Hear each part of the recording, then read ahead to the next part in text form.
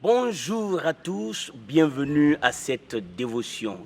Quel merveilleux jour, un jour au cours duquel nous verrons la main puissante de l'Éternel œuvrer à notre faveur. Il est notre Père céleste, nous qui l'avons reçu. Si tu n'as pas encore reçu Jésus, c'est le moment de prendre la décision. N'attends plus. Il a fait quelque chose qui mérite d'être connu, d'être su, et sur la base de ce qu'il a fait, tu peux prendre une décision sûre. Jésus-Christ est mort pour tes péchés. Jésus-Christ a versé son sang pour tes péchés. Il a été enseveli. Le troisième jour, il est ressuscité. Et il est monté au ciel. Il est assis à la droite du Père. Et tiens-toi bien, il intercède pour toi. Tu peux donc accepter qu'il soit ton sauveur. Il te sauve de la main de Satan. Et une fois que tu le reconnais comme ton sauveur, permets qu'il soit ton Seigneur. Celui qui va gouverner ta vie. Celui qui va orienter ta vie. Celui qui va te donner la paix dont tu as besoin pendant que tu seras sur cette terre. Alors, une fois que tu le reçois, sois sûr, Dieu confirme sa parole. Il te donne le pouvoir de devenir enfant de Dieu. Fais-le maintenant et tu recevras ce pouvoir au nom de Jésus. Dans Matthieu, le chapitre 8, à partir du verset 14, il y a là une histoire qui retient mon attention. Et le Seigneur veut que je te la partage.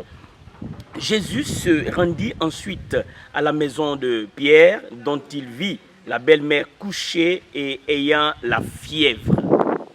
Quelle triste condition pour la belle-mère de Pierre. Elle était couchée sous le poids, sous le joug de la maladie, la fièvre. Oui, la fièvre. Verset 15, il toucha sa main et la fièvre la quitta. Puis, elle se leva et le servit. Le soir, on amena auprès de Jésus plusieurs démoniaques.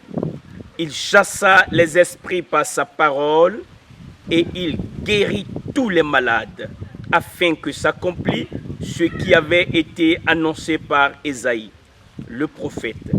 Il a pris nos infirmités et il s'est chargé de nos maladies. Impressionnant de savoir que partout où Christ passait, il guérissait les malades. Partout où Christ passait, il faisait du bien aux gens. Il est arrivé chez Pierre, il a trouvé la belle-mère de Pierre alitée sous le poids de la fièvre.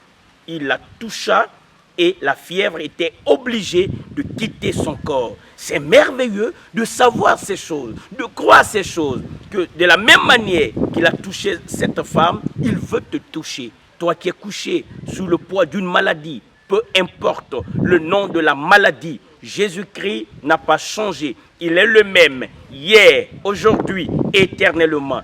Il a payé le plus grand prix pour toi, pour montrer qu'il t'aime et qu'il te veut bien. Il te veut en bonne santé, puisqu'il a besoin de toi. Il a besoin que tu sois un instrument pour lui. Il a besoin de ton corps pour se déplacer. Il a besoin de ta voix pour parler. Il a besoin de ton cœur pour aimer. Il a besoin de tes mains pour toucher. Alors, il veut que tu sois en bonne santé. Si tu es malade aujourd'hui, au nom de Jésus-Christ, lève-toi et marche. Si tu es souffrant, lève-toi dans le nom de Jésus et cette souffrance quitte ton corps. Puisque Jésus l'a fait au temps de la Bible, il veut le faire aujourd'hui dans ta vie. Accepte ça, crois cela et réjouis-toi.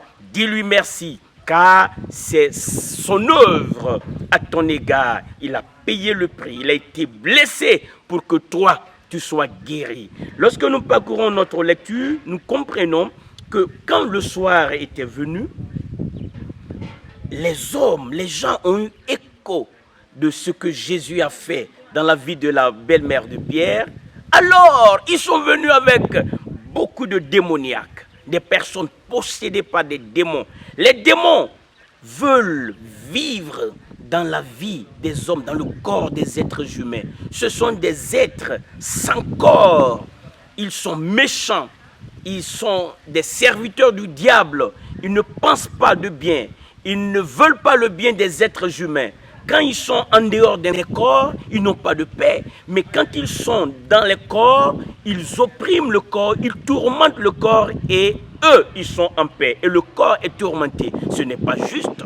C'est pourquoi Jésus nous a donné le pouvoir en son nom. Nous qui croyons, toi qui crois en son nom, il nous a donné le pouvoir de chasser les démons. Aujourd'hui, dans le nom de Jésus-Christ de Nazareth, je commande à ces démons de libérer ton corps, de libérer ta famille, de libérer ton foyer, de libérer tes finances.